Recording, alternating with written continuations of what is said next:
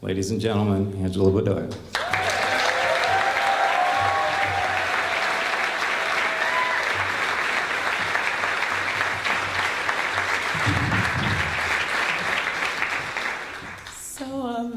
Again, I just want to thank the Fanconi Anemia Research Fund for all that they've done over the years, and for this amazing award.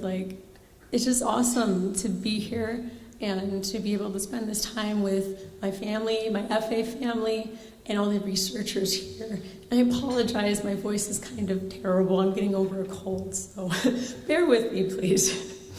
So when I was first diagnosed, I was back in 1998, and I was 5 years old, and back then, FA was kind of a death sentence. My parents were told that I wasn't going to survive past the age of 10, and if I did, I was going to need a bone marrow transplant, and I'd probably die. And they were actually, my mom said the pediatrician called her, and he's like, "Don't you wish you had leukemia? At least we know something about that." And my mom was like, "What?" That's a terrible thing to say to a family, because there's so much unknown at that time, and to compare it to such a terrible, horrible disease that most people know is terrifying. And so growing up, my family my mom and my dad kind of made the choice, since I was relatively healthy, to kind of shield me from the FA community for a while, just so I could be like this normal kid.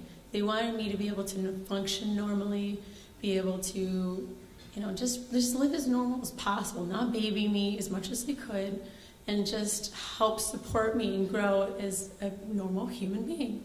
And so that's what they did for many years, up until I got into high school. And so it's in 10th grade, I had this research assignment in English, and my teacher was saying that we'd research, for instance, a medical thing or whatever, and make it into a story.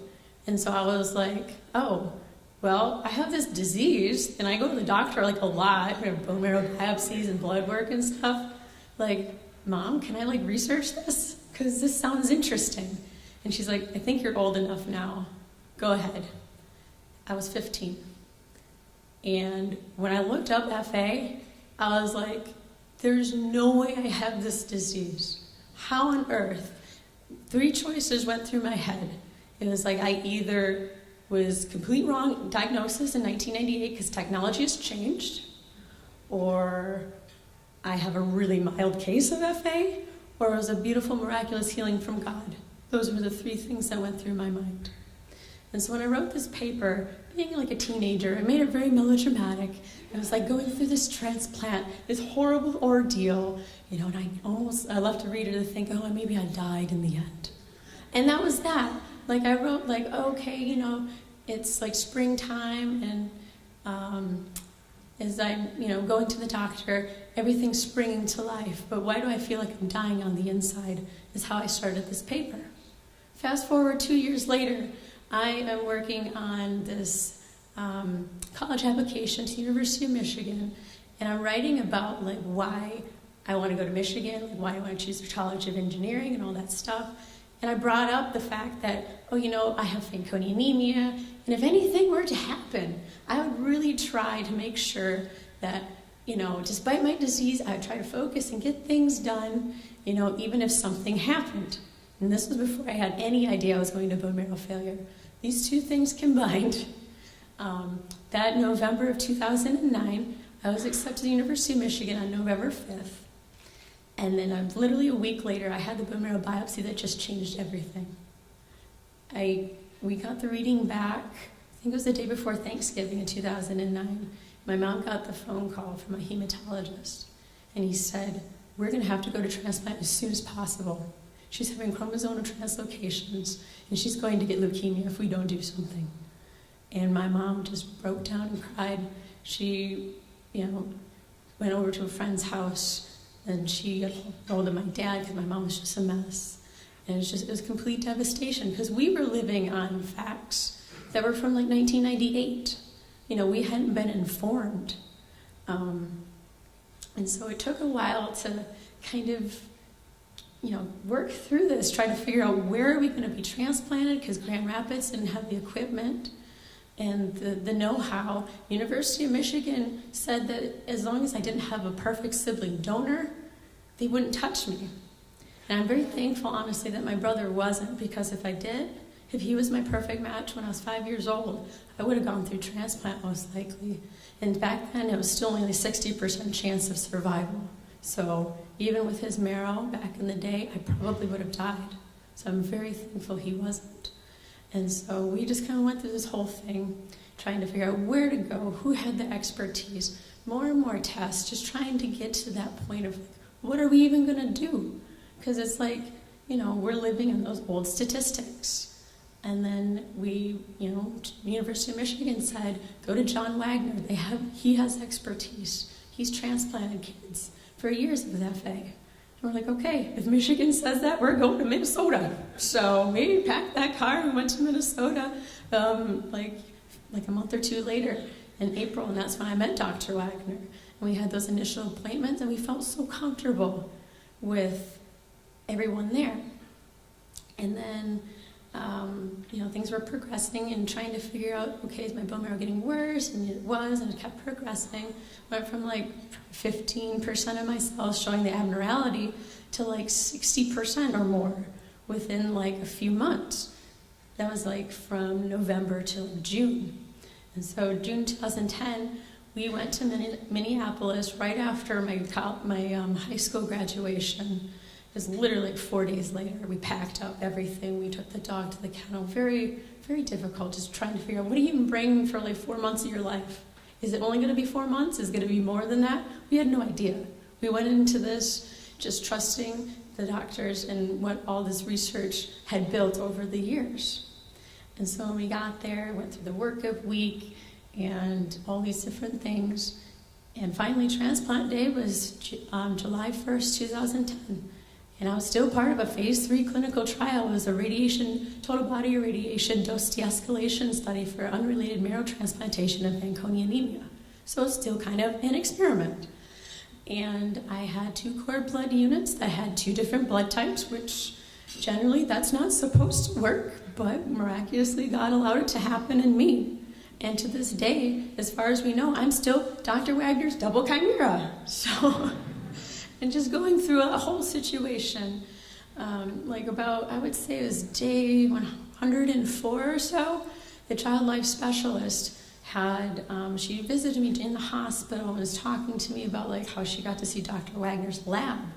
And at that time, I'm still bawling, puking, feeling horrible, but I'm like, you have to see his lab? That sounds kind of cool. Think you could arrange that for me? And so finally, she worked at it, and she talked with some people, and it was as I said, 100 some days post, I got to go and tour his lab.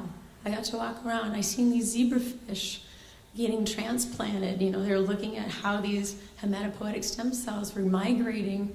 They used a fluorescent fish bone marrow into a normal zebrafish that didn't have fluorescence. We're trying to study how that was migrating. And how do bone marrow transplants even work? You just put cells in and they know where to go. It's kind of amazing. I just got to see all these different things. And that just kind of turned around all that I was going through. It was this is really cool, that they're studying these things. And then when you couple that with my patient experience, going through transplant, and not everybody made it. In fact, not many people made it that year. Whether it was a dyskeratosis congenita, a different type of cancer, leukemia, epidermolysis bullosa. There were so many other diseases that were right there beside me in the Ronald McDonald House and these kids, and not a lot of them made it. I was a survivor. In fact, there was 4 other girls that are my age, and I'm the only one left 8 years later. And so all those different experiences over the years have really just kind of changed me to say that I really want to do research. I love science, and I used to love math more than I do now, but I've always had just this inclination to do science and enjoy it. And now that I've seen and understand the impact in my own life and what that's been like, it's I have this fuel, and I want to share it with the people that I'm going to school with, the people in the microbiology, immunology, and cancer biology program at the University of Minnesota, MyCab. A lot of them don't have that, hardly any of them had that personal experience.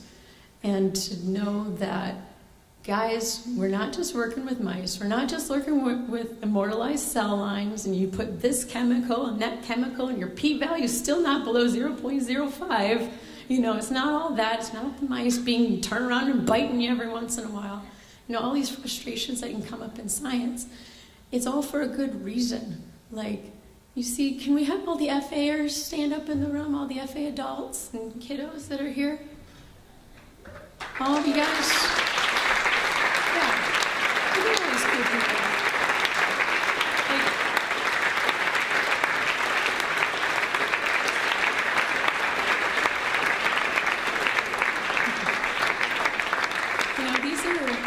These are the people we're affecting their lives. As I said, when I was diagnosed, I wasn't supposed to live past the age of 10. That's what my parents were told. And here I am, 25 years old, doing pretty well. And I know all of you guys have been touched by this research. And I really hope to instill those values in these people that I'll be working with, showing them that it's beyond these mice, it's beyond these numbers, it's beyond these statistics. You're really impacting human lives in the end, and that's why we're doing this. That's why we keep digging and digging and digging. Until we get 100% survival, 100% cure, we're not done. There's more to be done. There's always going to be more to be done until we reach those numbers. It's going to take a tremendous effort, but I know all you guys have worked for years because we're all able to be here and enjoy life together. And I really hope to help the community kind of to bridge that gap, because I'm that weird one in the middle that's got I'm a patient. I'm still doing research to get my mouth scraped, to get blood work, free samples, all you want right here. Whatever. I'm ready. Just get the IRB all finished. I'm ready. But it's just I want to be able to bridge that gap between people being the research and the patient, because I understand both sides, and I'm still hanging in both forever, because that's who I am. That's part of who I am. And I want to thank FAR for giving me this award and this opportunity, because I'm part of the money. I would really like to work with the MyCab program and the kids there, grad kids, to really work around McDonald's house maybe once a month, just serving dinner, just seeing guys, these are kids that your work could touch, and this is why we're doing this. These families will have hope. Their families can maybe have a cure someday. Maybe they won't have to go through all the chemo and the radiation and the antibodies and all these horrible things that I had to go through. Maybe they can have a better chance if we just keep working. And I believe that can be true someday. So I just want to thank you all for your time and for your expertise. Thank you.